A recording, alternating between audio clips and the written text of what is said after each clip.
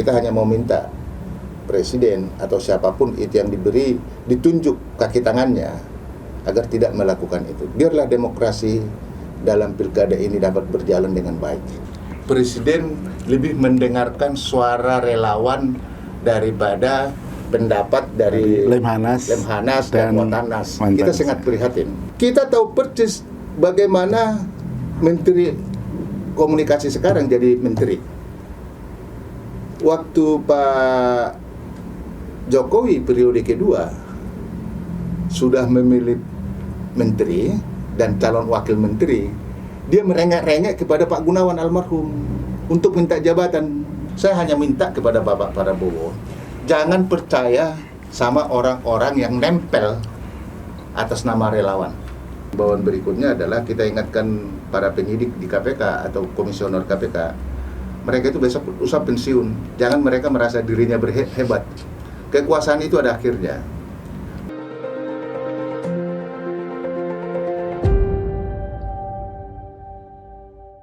Selamat datang di podcast Petisi Brawijaya. Kali ini kita akan kembali membahas topik-topik yang menarik. Ya, pada kesempatan ini kita akan membahas persoalan hukum dan politik dan kaitan antara kedua bidang tersebut ya. Tentunya konteksnya adalah terhadap kehidupan politik kita hari ini.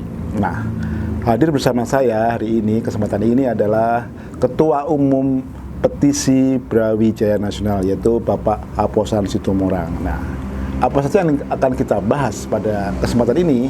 Yang pertama adalah amandemen Pasal 34 UUD 45 yang mengatur tentang fakir miskin dan anak-anak terlantar yang mestinya dibeli oleh negara. Yang kedua tentang penegakan hukum, yang kita ketahui bahwa belakangan ini muncul kasus-kasus yang cukup menghebohkan masyarakat, di mana antar penegak hukum yaitu kepolisian dan kejaksaan sempat terjadi friksi atau gesekan beberapa saat yang lalu.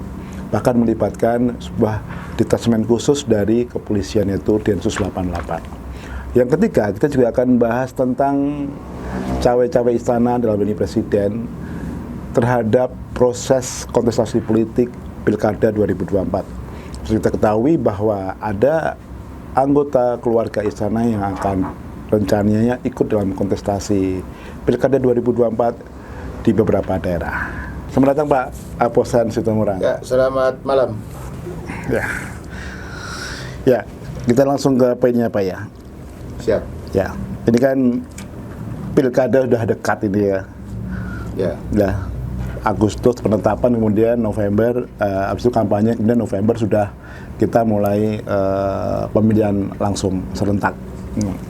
Ini yang menarik Pak. Ada kekhawatiran banyak orang bahwa pola-pola Pilpres kemarin itu masih dipakai, mengingat pada kontestasi kali ini masih ada anggota dari istana yang akan maju kontestasi. Ya, kita ketahui ada di Sumut, kabarnya begitu kan, udah jelas Sumut, kemudian juga di Jakarta, dan kemudian juga yang terakhir kalau nggak salah di Bogor ya. Nah, itu kan masih relate semua dengan itu. Nah, yang menarik di sini adalah penggunaan instrumen bansos ya. Ya, kalau kita bicara bansos, sebenarnya kan bansos sudah diatur dalam pasal 34 UUD 45, di mana fakir miskin dan anak-anak terlantar itu dipelihara oleh negara. Betul ya Pak ya? Ya. Ya. Nah, sebenarnya apa yang akan dilakukan sebenarnya apakah bansos ini nanti itu bertentangan nggak sih dengan UUD 45 gitu? Mungkin saya sampaikan bahwa tadi saudara sudah menyampaikan bahwa pilkada akan dilakukan secara serentak di Indonesia. Ada beberapa calon dari keluarga presiden yang akan dicalonkan sebagai kepala pemerintahan daerah. Misalnya di Sumatera Utara, Provinsi Sumatera Utara, Golkar telah memberikan surat rekomendasi kepada siapa namanya itu, menantunya presiden, si Bobi Nasution, untuk jadi calon gubernur Sumatera Utara. Belakangan ini berdasarkan putusan Mahkamah Agung tentang perpendekan umur, perubahan umur calon gubernur, kemungkinan besar Kaisang akan menjadi calon gubernur DKI, sebagaimana belakang ini kita lihat si Kaisang udah hilir mudik ke tokoh-tokoh agama, bahkan dia sudah seperti Habib dan juga si Geras Natalis juga udah seperti ustazah menghadap seorang ini. Ini kan manipulasi, manipulasi Publik. manipulasi diri. Ini masyarakat harus mewaspadai, ya toh? Jangan misalnya karena kepentingan tertentu mau pilkada butuh tokoh agama, dia pakai peci hitam, udah lebih-lebih dari orang-orang suci. Si Geras Natalis, siapa yang nggak tahu Geras Natalis? Kalau nggak salah dia seorang Katolik, Nasrani. Dia pakai hijab melebihi seorang ustazah gayanya. Ini kan menipu dirinya sendiri. Tapi terlepas daripada situ, kita masih terbayang bagaimana sikap presiden dalam mengelola bansos atau memanfaatkan bansos. Kita menginginkan presiden nantinya untuk pilkada ini khususnya orang-orang yang dia dukung di Sumatera Utara, mungkin kalau si Kaisang maju di DKI, mungkin kalau bekas Kapolda Jawa Tengah maju di Jawa Tengah, Jenderal Lupi, terus ada di Bogor, bekas staf khususnya Ibu Iriana dan yang lain-lain. Ya kita mengharap Bapak Jokowi tidak memanfaatkan lagi bansos ini. Sebenarnya bansos ini adalah merupakan implementasi menurut hemat saya, merupakan pelaksanaan daripada pasal 34 ayat 1 Undang-Undang Dasar 1945 yang bunyinya fakir miskin dan anak-anak terlantar dipelihara oleh negara. Belakangan ini kita melihat bahwa Amin Rais ketemu dengan Bambang Susatyo, Ketua MPR, Muhaimin Iskandar, Ketua PKB, ketemu dengan Ketua MPR, mengusulkan, mereka bersepakat hendak merubah atau mengamandemen Undang-Undang Dasar 1945. Amin Rais pada saat pertemuan itu juga menyampaikan penyesalannya melakukan amandemen. Dan dia ingin kembali kepada Undang-Undang Dasar 45 yang seutuhnya. Demikian juga si ini. Kalau ini kembali, berarti kan kita membayangkan bahwa reformasi ini hanyalah sebagai kurun waktu menunggu new Orde Baru. Undang-Undang Dasar 45 berlaku zamannya Pak Bung Karno, Pak Harto jatuh, amandemen Undang Dasar 45 adalah kebebasan, demokrasi, bla bla dan selanjutnya. Sekarang mau dirubah lagi. Kalau kita dari petisi Brawijaya, kalaulah hendak ada niatan yang baik daripada Bambang Susatyo atau para politisi atau ketua-ketua partai, alangkah baiknya Undang-Undang Dasar 45 itu dirubah, khususnya pasal 34 ayat 1 yang itu tadi, fakir miskin dan anak-anak terlantar dipelihara oleh negara. Artinya adalah bansos ini salah satu bentuk pemeliharaan. Kalau kita pergi kepada pengertian dipelihara, asal katanya mungkin pelihara, KBBI, pengertian pelihara itu sama halnya seperti kita melihara ternak. Jadi suatu saat ternak ini kan bisa kita eksploitasi. Kalau ini kita bayangkan sedemikian, jadi apa yang dilakukan itu adalah bansos ini adalah salah satu bentuk pemeliharaan yang pada saat waktu tertentu, contohnya seperti Pilpres kemarin, dipergunakan oleh kepala negara atau kepala daerah nantinya sebagai alat pemeliharaan. Imbal baliknya apa? Yaitu tadi, dengan memperoleh peningkatan suara tertentu. Jadi kalau kita menyampaikan kepada Ketua MPR Pak Bambang Susatyo, Bamsud, kalau dia punya niat yang sungguh-sungguh untuk mau mengamandemen Undang-Undang Dasar 45, ya pasal 34 ayat 1 Undang-Undang Dasar 45, yaitu tentang fakir miskin dan anak-anak terlantar dipelihara oleh negara. Alangkah baiknya misalnya kata dipelihara ini dirubah aja. Yang tepat dibina. Dibina. Contohnya misalnya dibina oleh fakir miskin dibina oleh negara. Kalau kita pergi kepada pengertian dibina menurut KBBI Indonesia adalah penyempurnaan, perbaikan, perbaharuan gitu loh. Jadi nasibnya dibaharui, nasibnya disempurnakan. Terus anak-anak terlantar, ya ini harus wajib disekolahkan oleh negara. Supaya apa? Melalui pendidikan lah seseorang itu bisa mungkin atau lebih besar akan bisa merubah nasibnya. Jadi kita kalaulah tetap negara menyalurkan bansos, tapi seharusnya jangan bantuan sosial lagi disebutkan, iya kan? Mungkin bantuan yang lain, karena ini adalah salah satu bentuk pemeliharaan terhadap fakir miskin dan anak-anak terlantar. Orang-orang yang tidak berdaya apabila dipergunakan oleh penguasa adalah menguntungkan dirinya sendiri. Contohnya misalnya kalau tidak salah berdasarkan laporan yang kemarin yang kita lihat di beberapa media massa, bansos yang diedarkan oleh presiden adalah kurang lebih sekitar 490 sekian triliun yang sia-sia. Yang belakangan ini kita ketahuin bahwa sasaran Bappenas, si Pak Suroso, siapa ketua Bappenas, mengatakan 40% penyaluran bansos tidak tepat salah sasaran. Apalagi ada sekarang ini menteri yang mengesahkan bansos akan diberikan kepada orang penjudi. Ini kan udah salah, udah ada yang sepertinya ada yang sarap ini semua nih. Otak mereka kayaknya pada sarap semua gitu loh. Kok kepada penjudi dikasih bantuan? Korban judi online. Ya, itu kan penjudi, itu kan korban judi. Dia tahu kok akibat dari berjudi itu apa. Dia tahu pasti akibatnya apa. Dia melakukan itu judi karena ada dia duitnya yang dikantongin pada saat itu. Jadi kalau dibantu itu, apakah dia akan berhenti? Dia akan dia judikan. Saya sependapat dengan yang barusan beberapa hari ini Pak Wakil Presiden menyatakan penerima bantuan sosial yang tunai apabila diketahui mempergunakan itu sebagai judi online, ya dicabut. Karena dia tidak pantas untuk memperoleh itu gitu loh.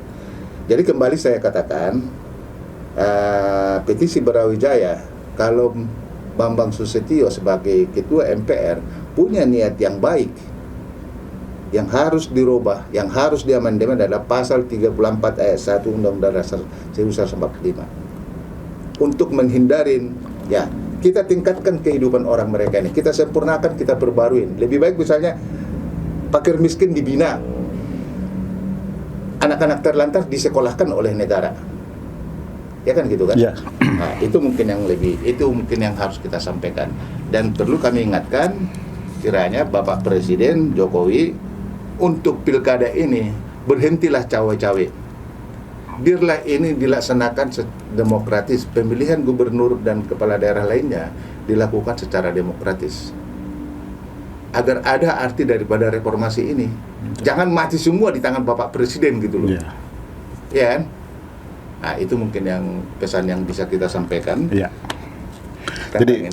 Jadi pesan dari petisi Brawijaya Nasional tadi ya, sebaiknya Ketua MPR DPR itu Bambang Susatyo itu mengamandemen pasal 34 UUD 45 dibandingkan pasal yang lain yang sebenarnya tidak terkait langsung dengan kehidupan rakyat atau ya kan, ini kan lebih langsung terkait nih. Jadi ada sebuah, kalau kita ini kan implementasinya itu langsung ke rakyat kecil.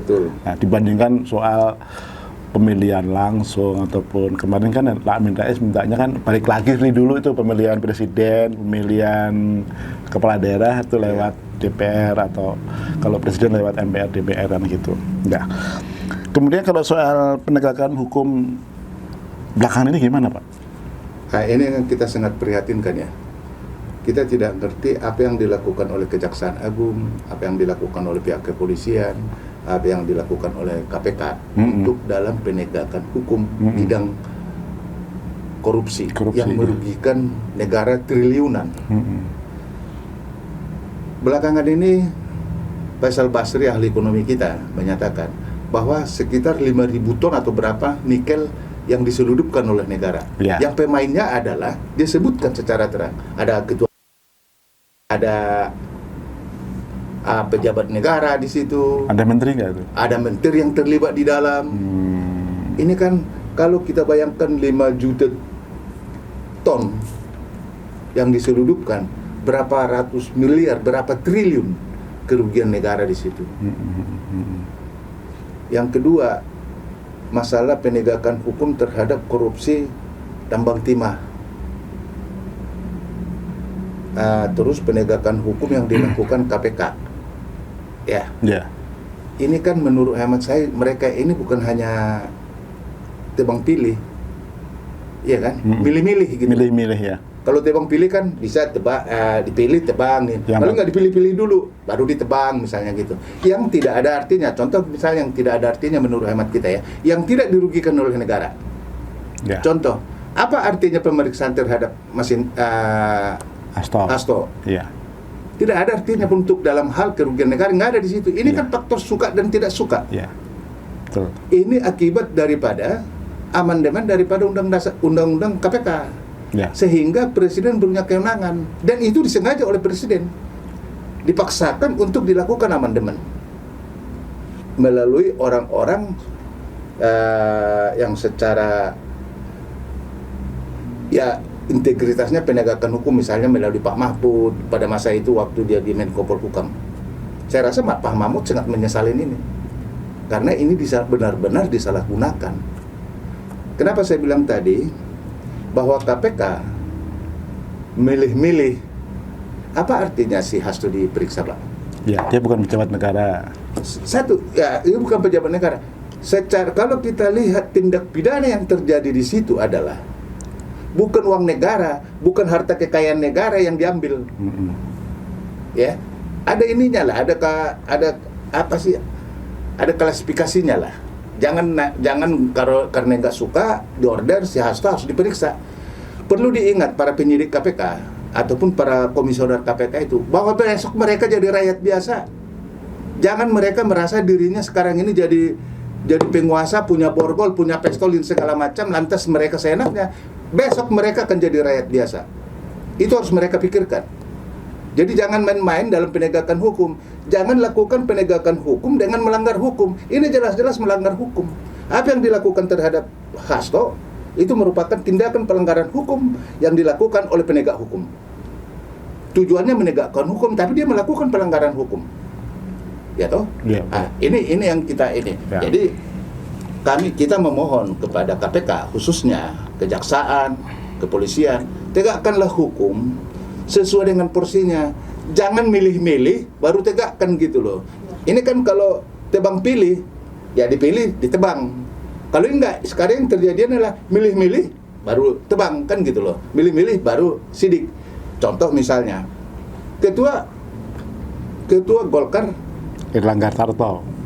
Erlangga Hartarto udah pernah diperiksa oleh Kejaksaan Agung. Wujudnya gimana kita nggak tahu. Menguap.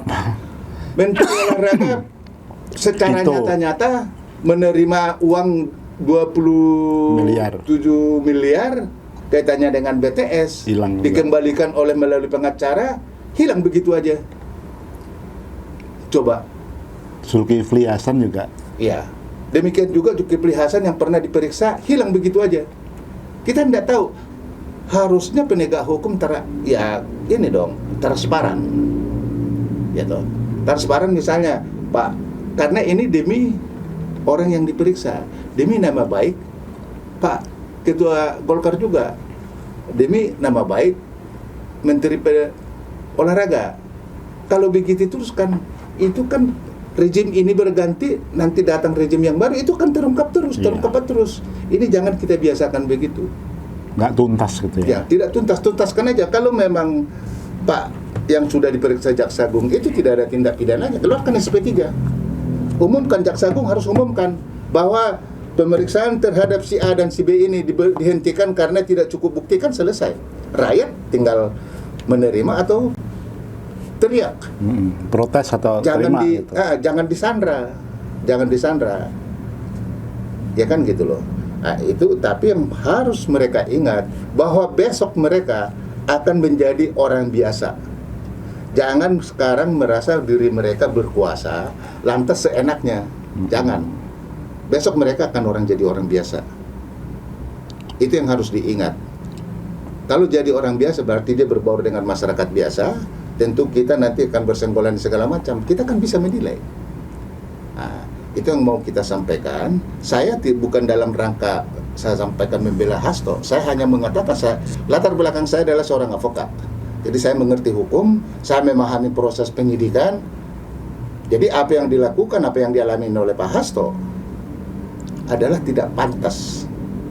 Kalau kita lihat segi tindak pidananya, itu kan kaitannya dengan Pak Hasto adalah si Masikun. Masikun adalah kaitannya dengan penyuapan terhadap ketua KPU yang sudah ditahan. Ya, anggota komisi. Ya, anggota KPU? Iya. Anggota komisioner KPU. Ini pun terjadi. Si Masikun itu kan sebenarnya mau naik jadi menggantikan yang mengganti meninggal. orang yang meninggal. Iya kan? Artinya di sini si Masikun tidak ada kita lihat tindak pidana korupsi terhadap uang negara atau harta kekayaan negara. Ya, dia Ya, pakai uangnya sendiri masalahnya. Ya, uangnya sendiri. Tapi seperti yang saya bilang tadi, sepatutnya KPK melihat kasus Tisla. Mana yang urgent? Masih banyak kasus-kasus yang mengendap di KPK yang harus dituntaskan. Atau KPK, karena KPK itu kan supervisi daripada kejaksaan dan kepolisian tentang tindak pidananya itu ada wajib mereka laporkan ke KPK, ya kan gitu loh. Nah, contoh misalnya KPK kan patut sebenarnya menyidik ya apa yang dikatakan oleh Faisal Basri bahwa ada penyeludupan sekian ribu ton biji nikel ya, ke Cina dan disebutkan orang-orangnya. Nah, KPK sebenarnya selaku penegak hukum wajib untuk menyelidikin. Ya, menindaklanjuti ya. Menyelidikin lah, benar nggak ini informasi? Ya panggil itu Faisal Basri. Teriakan dia gimana? Ada nggak datanya? Kalau ada datanya dikasih data, selidikin. Kan itu tugas mereka. Mereka dibayar untuk itu kok. Bukan untuk mempertontonkan kekuasaan yang ada padanya. Mereka dipilih di situ untuk menegakkan hukum. Bukan untuk mempertontonkan kekuasaannya kepada orang-orang tertentu. Itu yang harus diingat. Gitu loh. Ya, ya. Itu khusus dalam penegakan hukumnya. Ya. Ya kan itu. Tapi yang berkait dengan friksi antar lembaga penegak hukum ini juga memprihatinkan sebenarnya ya. Ya, Itu kan itu yang kita bilang tadi. Artinya kan di sini kalau penegakan hukum itu lemah, maka itu yang akan terjadi. Ya kan? Maka yang di sana merasa berkuasa, yang di sini merasa berkuasa, mereka ini saling sandra.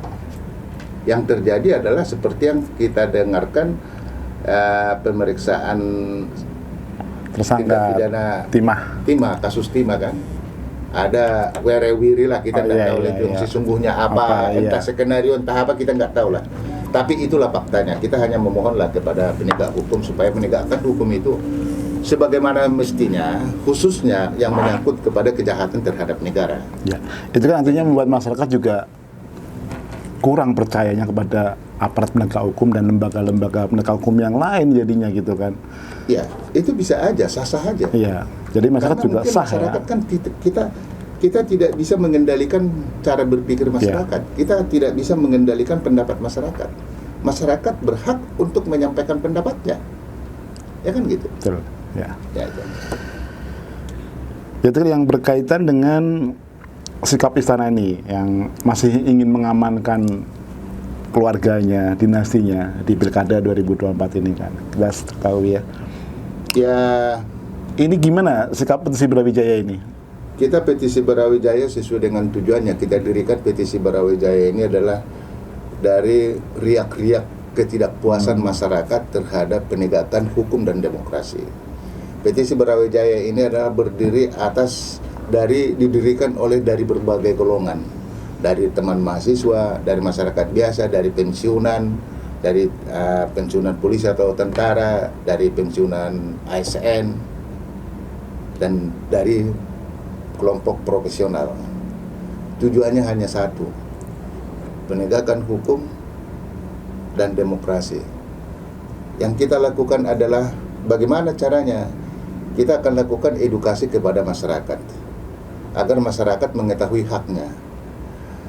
Contoh misalnya seperti yang Anda sampaikan tadi tentang cawe-cawe presiden nantinya terhadap pilkada. Mengingat ada beberapa anak dia mau maju atau menantunya atau rekan-rekannya atau saudara-saudaranya atau kuliah-kuliahnya. Kita hanya mau minta presiden atau siapapun itu yang diberi ditunjuk kaki tangannya agar tidak melakukan itu. Biarlah demokrasi dalam pilkada ini dapat berjalan dengan baik. Kita ingatkan juga KPU dan Bawaslu, laksanakan tugasmu dengan benar. Laksanakanlah tugasmu dengan benar. Lakukan yang benar itu. Katakan yang benar kalau benar, tindak yang salah kalau memang salah. Ya kan gitu. Ya. Dan perlu juga kita sampaikan kepada di sini. Kita lihat sekarang ini, saya sangat prihatin lah apa yang disampaikan oleh anggota DPR dari fraksi PDIP ya. Komisi 1. Pak Komisi 1 Utut Adianto tentang Presiden lebih mendengarkan suara relawan daripada pendapat dari Lemhanas dan Montanas. Kita sangat prihatin. Ya. Saya bekas ketua Projo Ganjar. Projo Ganjar adalah semua ex daripada Projo yang mendukung Ganjar sebagai calon presiden. Maka kita sebutlah dulu Projo Ganjar. Kalau kita pergi kepada apakah Projo saat ini seperti yang didengung-dengungkan, saya sangat prihatin. Seolah-olah Projo ini suatu gerbong yang besar gitu loh. Padahal nggak ada isinya. Padahal nggak ada isinya.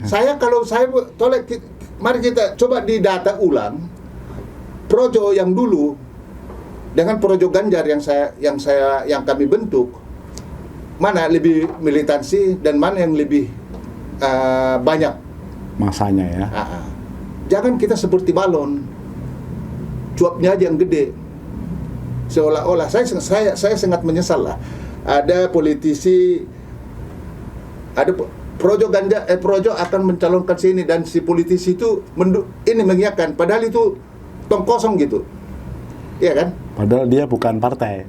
Ya bukan partai, ya kan gitu. Ormas. Kalaupun seandainya ormas boleh-boleh aja, tapi kan kita ukur lah. Hanya 3-4 orang namanya ini, itu yang kita sesalkan daripada presiden. Kita tahu persis bagaimana menteri komunikasi sekarang jadi menteri. Waktu Pak Jokowi periode kedua sudah memilih menteri dan calon wakil menteri, dia merengek-rengek kepada Pak Gunawan almarhum untuk minta jabatan. Dan saya tidak tahu persis bagaimana cara Pak Gunawan menelpon Pak Jokowi sehingga dikasih wakil menteri desa pada masa itu. Sekarang jadi menteri menteri apa kawan itu? Saya nggak begitu hafal menteri yang dipimpin kawan itu. Menkominfo. Iya kan? Terus dia itu yang dipercaya oleh Pak Jokowi, sama dengan yang dari Barajepe. Orang-orang Barajepe banyak yang saya kenal. Sangat disesalkan. Seharusnya Bapak Presiden harus mendengarkan pendapat dari orang-orang dari Lemhanas, dari Wantanas misalnya gitu. Tapi kita ndak inilah ya. Kayaknya sepertinya Bapak Jokowi tidak pernah masuk pendidikan Lemhanas. Demikian juga mungkin Gibran. Demikian juga Bobi. Demikian juga Kaisang. Seharusnya kan dimasukkan, karena di Lemhanas atau Wantanas itu orang dididik untuk nasionalis, orang dididik untuk demokrasi, orang dididik untuk taat hukum, etika dan segala macam. Wawasan juga. Wawasan kebangsaan dan pengetahuan banyak lah yang dididik. Saya tidak tahu, belum dapat data apakah masuk pendidikan di Lemhanas atau tidak, saya tidak tahu persis. Apakah juga Bapak Presiden pernah mengikuti di zaman dulu Pak Harto P4, dulu kan disebut P4 dulu kan? Ya, penataran P4 ada 24 jam, 25 jam, ada 100 jam, ada sekian jam, ada sekian jam. Saya tidak tahu apakah Bapak Jokowi dulu ikut penataran itu. Kalau saya dulu ikut, jadi sehingga saya tahu demokrasi apa, saya tahu etika, saya tahu ini, ya kan gitu kan? Ya. Gitu loh. Jadi itu yang paling ini mungkin yang bisa kita sampaikan. Alangkah baiknya saya hanya menghimbau untuk pemerintah ke depan.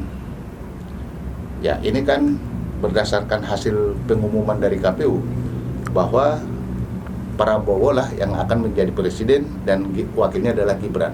Saya hanya minta kepada Bapak Prabowo, jangan percaya sama orang-orang yang nempel atas nama relawan. Seleksilah, lihat apakah relawan itu punya gerbong atau tidak. Karena itu hanya cuap-cuap aja, hanya letupan-letupan aja seperti knalpot motor gitu loh. Karena mereka menguasai panggung dan media. Iya, karena banyak ada duitnya kan. Beli media. Ya, itu yang kita bilang. Jadi saya hanya meminta kepada Pak Prabowo ke depan sebagai presiden terpilih, satu, menegakkan hukum, menegakkan demokrasi, dan memilih para menterinya yang punya kualitas untuk memimpin suatu departemen itu. Jangan faktor kedekatan. Itu yang harus dilakukan oleh Pak Prabowo. Apa yang disampaikan sama dia dalam kampanyenya, ya alangkah baiknya dilaksanakan. Ya kan gitu. Sekarang kita coba melihat ini. Ada berapa sekarang relawan yang belum menjadi apa-apa sudah menjadi komisaris. Yeah. Si ini komisaris, ini komisaris yang enak-enak, Grace Natalis komisaris ini segala macam. Ini negara seolah-olah padahal milik pemerintahan mereka. belum berganti. Ya kan gitu loh. Ini kita memohon kepada Bapak Prabowo supaya ini dibersihkan, kasihlah yang kualitas untuk itu. Iya kan? Jangan takut. Tegakkan hukum, tegakkan demokrasi. Ya kan itu kan? Tingkatkan budaya kita atau gimana kan gitu.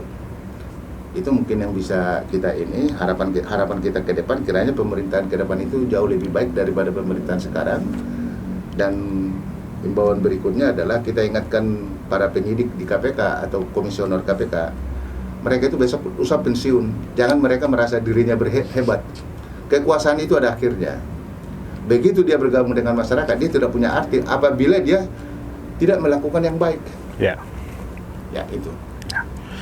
Ya, terima kasih Pak Posan atas ininya. Ya. Semoga ini kita bisa sebarkan ke publik, masyarakat luas ya, tentang evaluasi dari Petisi Brawijaya pada hari ini. Ya. Ya. Ya. Ingin disampaikan lagi Pak Posan? Saya rasa cukup apa yang saya sampaikan tadi kiranya dapat dipahamin oleh banyak orang, oleh masyarakat dan berguna. Itu aja mungkin yang bisa saya sampaikan dan terima. Ya, tadi perbincangan ringkas Petisi Brawijaya dengan Ketua Umum Petisi Brawijaya Nasional yaitu Bapak Aposan Situmorang menyikapi kondisi politik hari ini, di mana ada 3 hal yang beliau sikapi, yaitu tentang amandemen UUD 45, itu sebaiknya pasal 34 yang diamandemen agar bisa lebih mensejahterakan masyarakat yang masih miskin dan terlantar. Yang kedua juga tentang cawe-cawe istana pada Pilkada 2024 ini sebaiknya jangan dilakukan karena akan merusak value atau nilai-nilai demokrasi yang sudah diperjuangkan pada saat reformasi 98. Yang ketiga juga soal ini juga di mana Presiden belakangan ini seperti dikutip dari beberapa anggota DPR di Komisi 1 bahwa Presiden sekarang itu lebih percaya kepada organ relawan dibandingkan lembaga-lembaga resmi yang memang diatur oleh negara seperti Lemhanas dan Dewan Ketenangan Nasional. Nah ini harusnya tidak terjadi ya, karena akan merusak ketatanegaraan kita juga, di mana Presiden akhirnya lebih percaya kepada pembisik daripada lembaga resmi yang memang diatur atau diakui oleh negara.